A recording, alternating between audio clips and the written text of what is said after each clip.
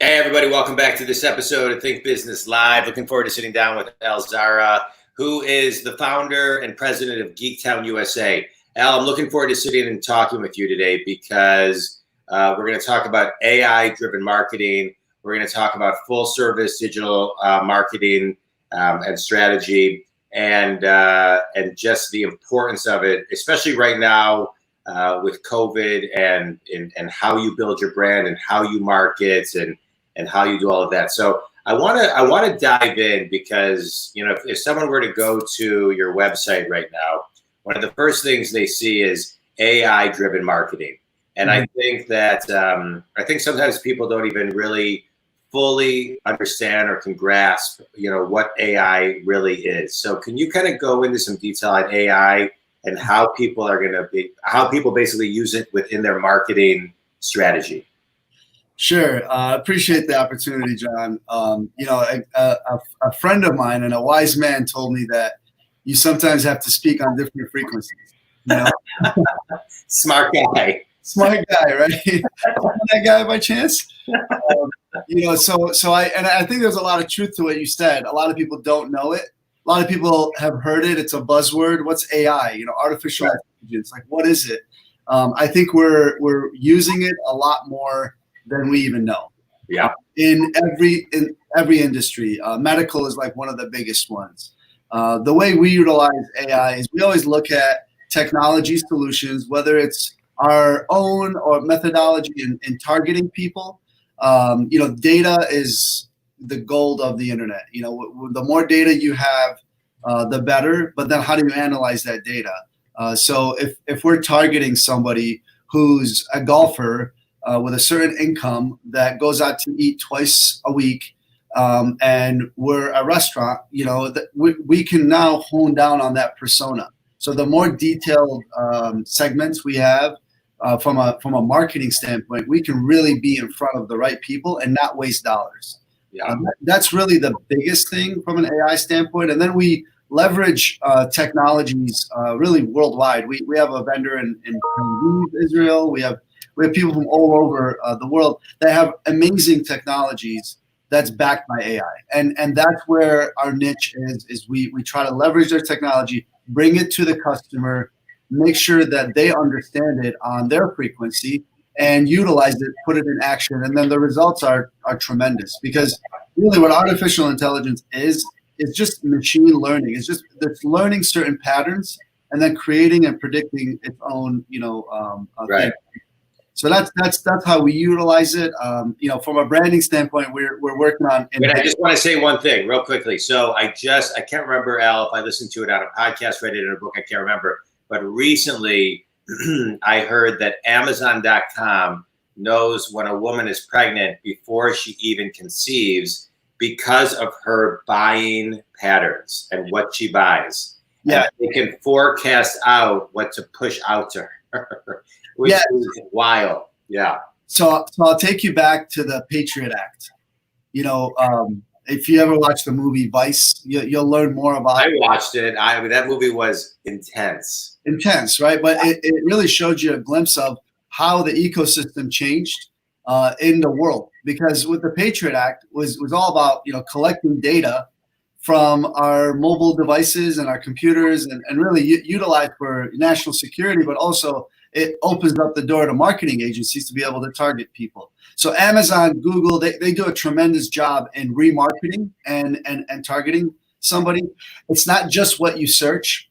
It's not just the websites you go to, but it's also even physically. If you go to Home Depot twice a week, right, then you're a do-it-yourself guy, then you might be targeted with certain ads. You know, if I go to a golf shop or if I go to, somewhere, they'll automatically know because of my GPS locator on my phone.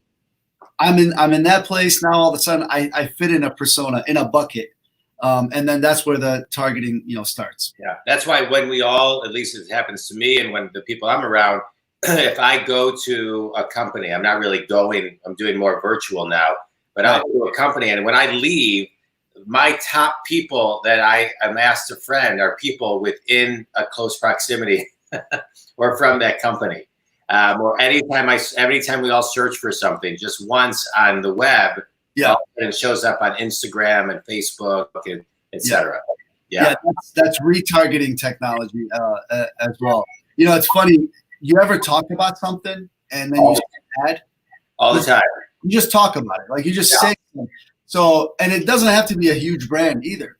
My sister-in-law came over one day, and I like to eat, nuts and like sunflower seeds and whatnot. And I had this really unique looking bowl that's plastic that has like a dip in the middle where you put the seeds and then you put the shells inside. She came, what is that thing? And I said, oh, it's a sunflower seed bowl. Not even 10 minutes later, she's on her Instagram and she gets this ad of the same exact bowl because it's pretty unique, Right. And she freaked out. She yelled. She's like, how does that happen? So I'll tell you, there are a lot of apps on your phone. One of the most notorious ones is Facebook Messenger. Their microphone is turned on. Now they're not. Now that may sound like it's creepy or whatever. It's not listening to all your conversations, but it has a set of keywords that it's listening to that will trigger an ad. Now you can go in and disable the microphone on these apps, but it's very difficult. Like you got to Google and follow instructions on how to disable these things. But that's exactly how it works. So as I'm talking to you right now, my iPhone, my Facebook Messenger app is open. So if I'm talking to you about the sunflower bowl that you have at your house, and I just bought sunflowers at Costco, this great bag of sunflower seeds. Yeah. So you're telling me that it will probably show up on my Facebook or Instagram later today. If they have a campaign that's running, that they're using voice search, they're using and it's a display ad, correct? Because that ad that's running has a set of keywords. Yeah. And if it's one of those keywords, voice search is one of the biggest things that you're going to start seeing more. Well, that's interesting. Well, what do you mean voice search? So, Alexa, Google. Yeah. Find me, blah, blah, blah. All those are pretty much listening at all times. But the advertising aspects of it gets triggered based on the keywords that is set up on those campaigns. Yeah. So let's talk about Alexa. That's fascinating. To me, this podcast, one of the great things is it's like a little mini master's class for me. I always am learning new things every time I talk to someone. So that is interesting because I've always wanted to know the foundation. But I want to talk about voice search, Alexa, and voice marketing. And because to me, as I look at over the next 5 years, right? So now today you can go to Google and type in, marketing strategist, and your firm, let's say, pops up, for example. Mm-hmm. Business coach, Jon Dwoskin shows up. Okay. But in not so distant future, to me, we're all going to have phones and Alexas or whatever that voice station is, where we say, hey, Alexa, hey, such and such, who's the top marketing strategist that I need to call? And they're going to give me one name. And so you have the one name from the voice of, let's just use Alexa. And then you have building a brand and a marketing campaign where people either have to remember you or use the voice that they were given.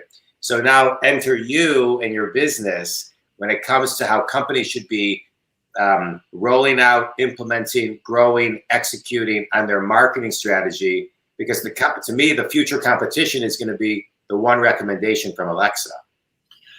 Yes, the top recommendation. Correct. Because that's really the one that somebody's going to want to listen to the first time. Just like on search results, you look at the top result, and then you may have other ones underneath, but you're going to listen to the top one. But we as individuals need to be building our brand to combat that. Absolutely. And that's why companies like you are so important.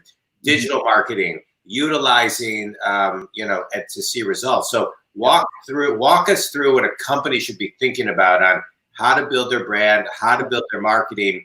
Because to me, it's the best. To me, outside of a business coach, it's the best investment. I mean, you must be a marketer today. You really do, and to me, less is more. You got to start with a simple ecosystem, and obviously, if you've already started with a simple ecosystem, digital marketing ecosystem, then you can scale it and do more. But for example, a lot of people don't retarget to their own customers.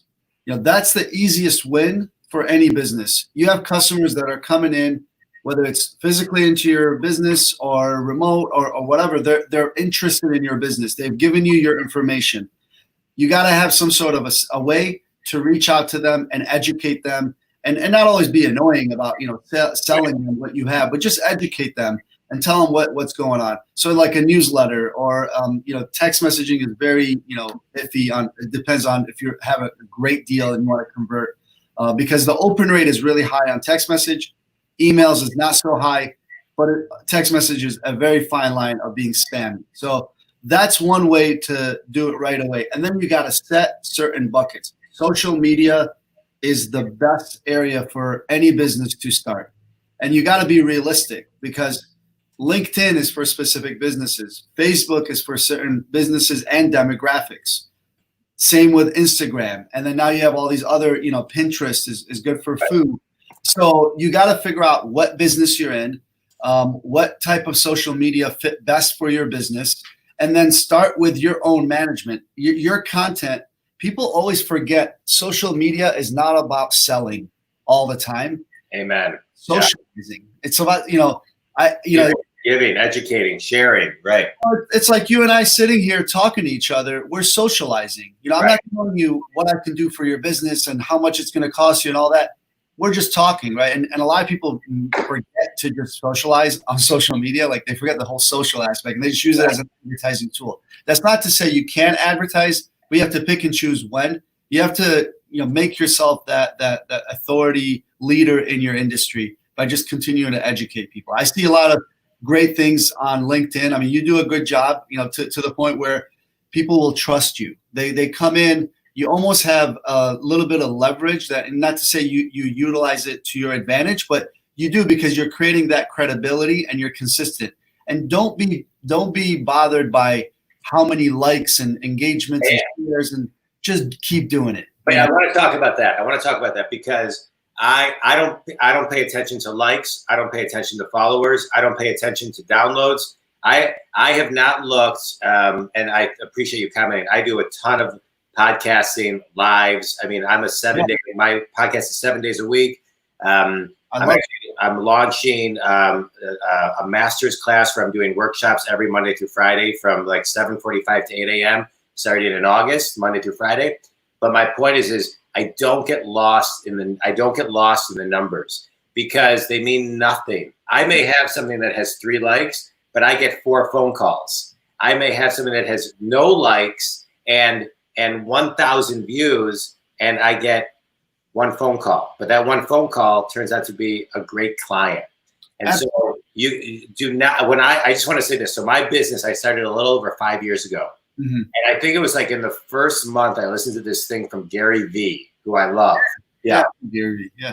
And so Gary Vee said, do not look at any of your numbers for the first year, because and so I thought, I'm never going to look at my numbers. And so I love that you brought that up, because it's about brand ambassadors, building relationship capital, building people that are want to be part of you, not just a fan. Well, exactly, and you're being real. You're confident about what you're saying and what you do. Right.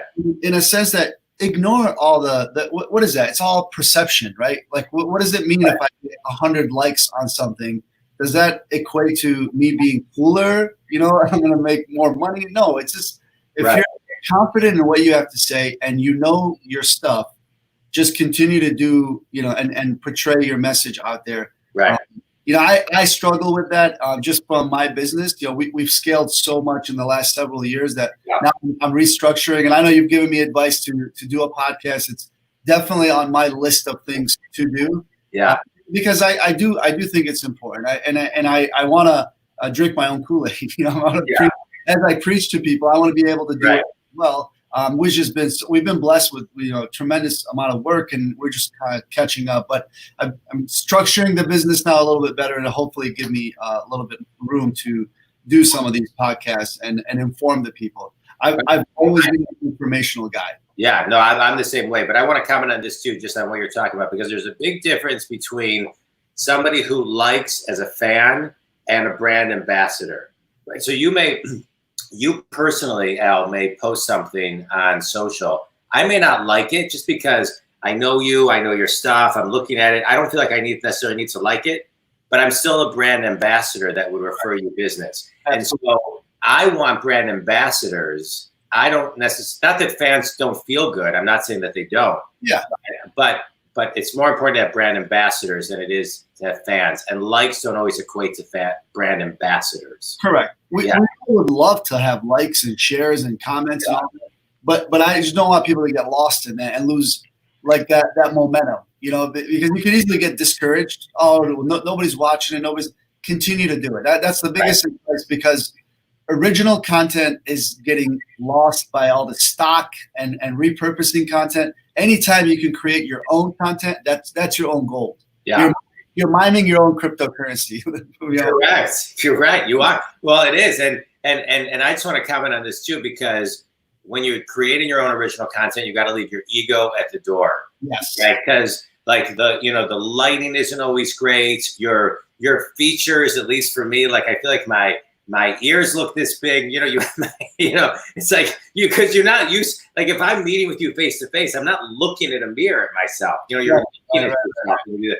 And so you just got to leave your ego at the door and just be, like you said, I agree, a content provider on a consistent basis. I just want to dive into that word for a minute, to the think community, because I think the word consistency, consistent execution is the key to everything. It compounds over time, and that's what builds great companies and big companies. And you have to be realistic about it. If a guy like me, if I'm going to start this path, I may do it, once every 2 weeks as a starting point, and be realistic, or even once a month, and then move to, more frequency from an original content. But what you're talking about also is predictability, meaning if you're going to do it every 2 weeks, do it the first Monday, do it the first and third Monday.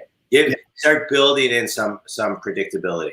All right, so I want to dive into, you talked earlier about results and marketing that lead to results. And I want to talk about really some of the amazing things that you're seeing when companies listen to what you're doing, right? So there's so many people that don't actually listen and implement and stay consistent on the consistent theme. Mm-hmm. So what is somebody who's watching and saying, I just dive into this, like what type of company utilizes your services, and where do you start with a marketing and AI campaign, and like what does it look like? Because I think sometimes people don't even know what that first couple steps are. Yeah, so we work with a lot of multi-location businesses, whether you're a franchise, whether you're corporately owned. That's our niche is to bring them to the digital world. And then we work with a lot of independents and small businesses, whether it's a doctor's office, but we also work with hospitals and law firms and manufacturing. So, but it all starts with, what is the end goal? What is their gap? If they already have a website, for example, what are they missing? Is it not converting? So we look at the website's analytics. We look at what are they looking to accomplish at the end of the end result. So say everybody says more business, or some want branding. They don't want to do a business. Additional business or lead generation.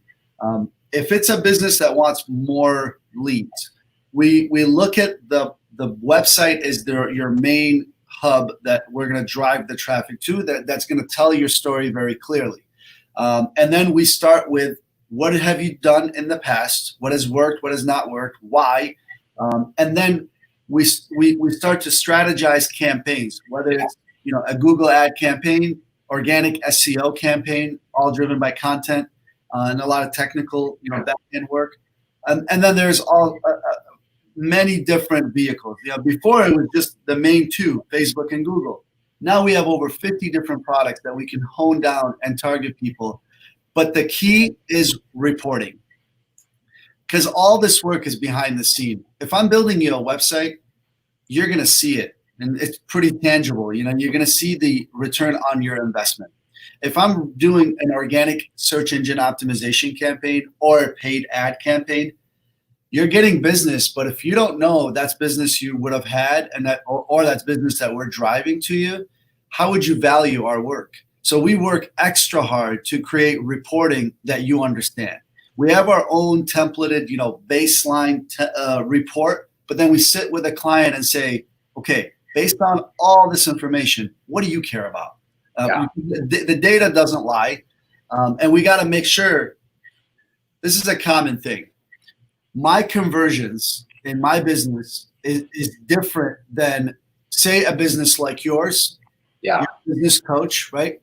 And you want leads. A lead is a conversion in my office. We're like, we did a great job. Look at all these leads we just sent John. But if I'm not having a conversation with John, how did those leads do? What do you do with those leads from an operations standpoint? Yeah. Do you have a CRM? Are you tracking them? Are they good leads, bad leads, hot, warm, cold? And then we adjust our strategies, because we may be targeting the wrong people and wasting your ad dollars. So the sooner we can do that, the better, and have a very transparent conversation. We want to make sure the clients understand the work that's being done behind the scene.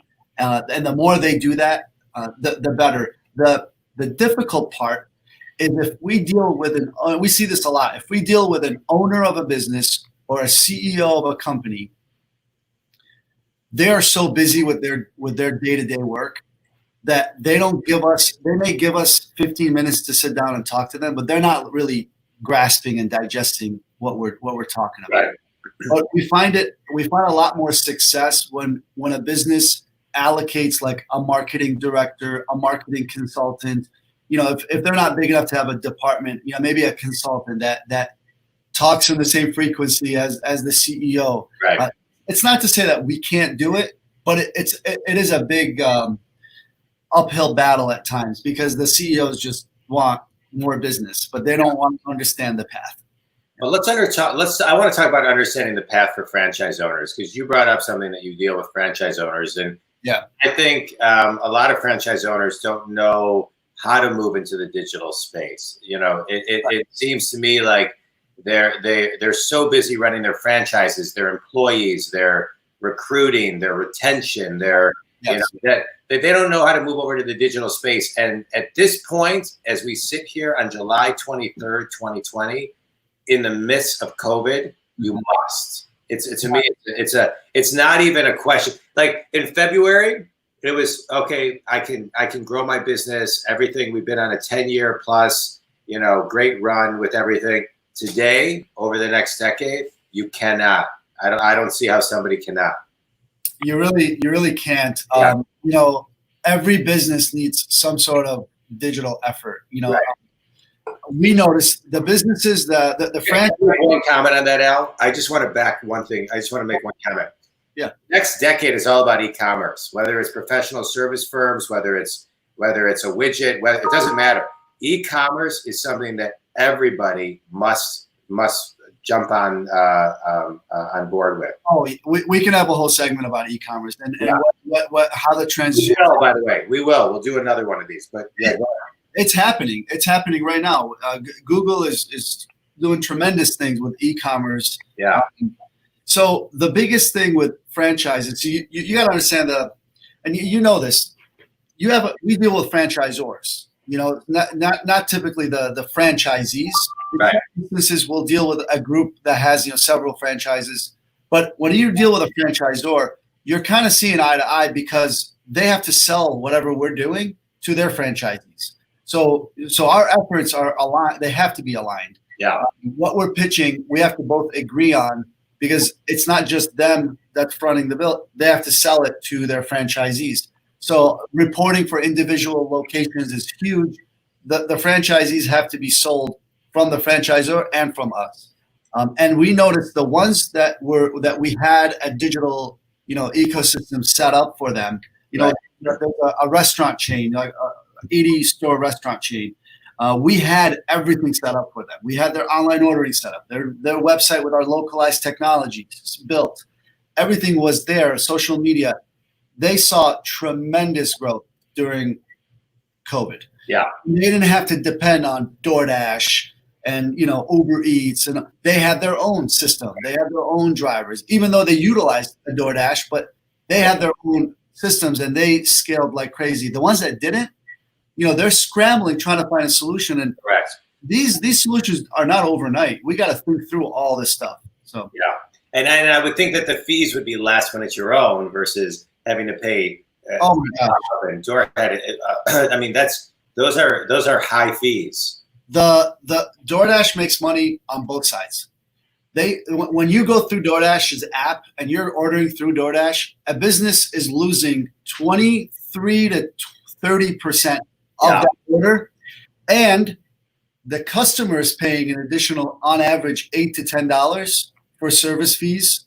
So at the end of the day, DoorDash is killing it. They're making money on both sides. But as soon as a business gets their own online ordering system, which we have an unbelievable online ordering system that solves that answer for a lot of businesses, they now want to extract and drive more traffic to their own.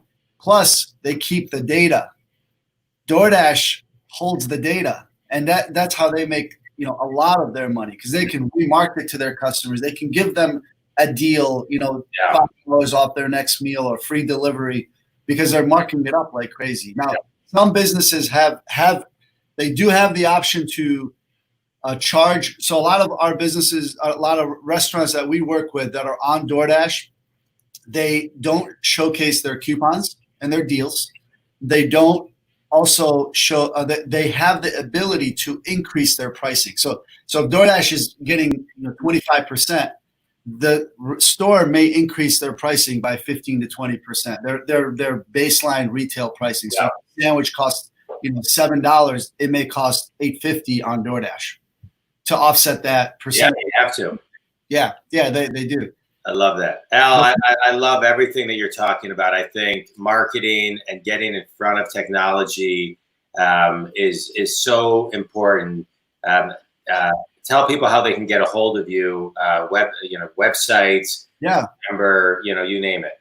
Absolutely, yeah, and I appreciate the opportunity. I just want to add, there are three major technologies colliding all at once. Yeah, talk.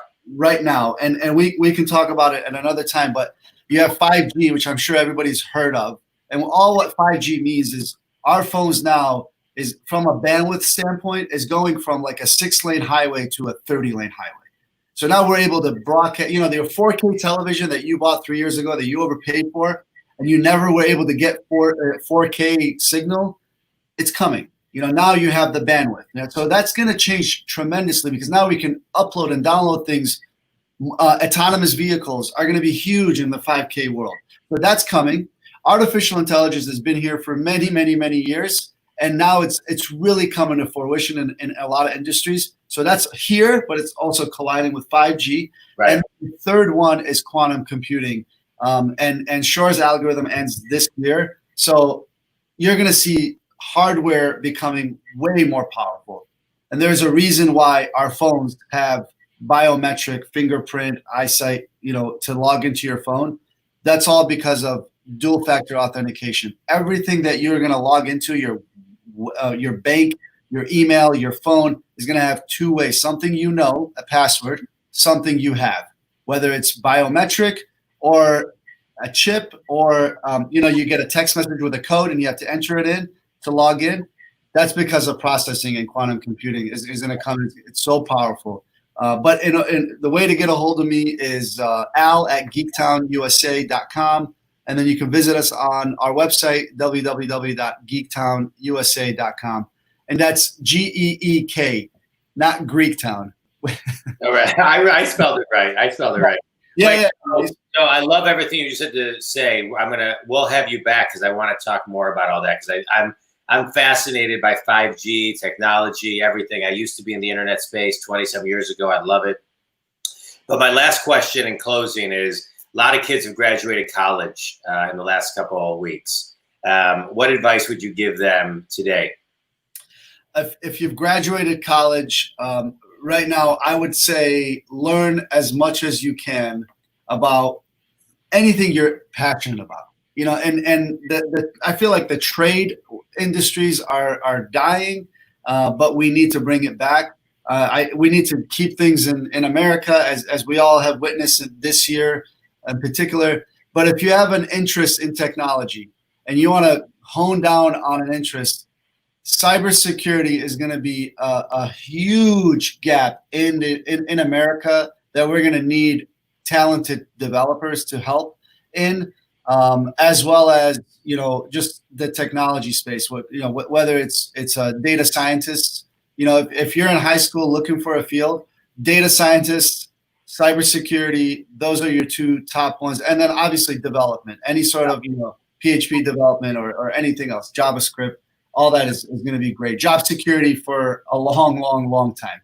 Yeah, I love it. Al, I appreciate all of your insights today on marketing, AI, 5G, technology, voice recognition. I mean, this was a great mini master's class. I loved it. I appreciate you. Thanks for, to me, anybody who is helping companies with their marketing platforms, their campaigns, and moving from yesterday to getting to tomorrow's technology, it's a must, especially in today's world. So thanks for everything you do. Thanks for the wisdom, and always good connecting with you, Al. Thanks so much. Thank you for the opportunity. Take care. We'll have to get together soon on the golf. Wait, hold on one second, Al. All right.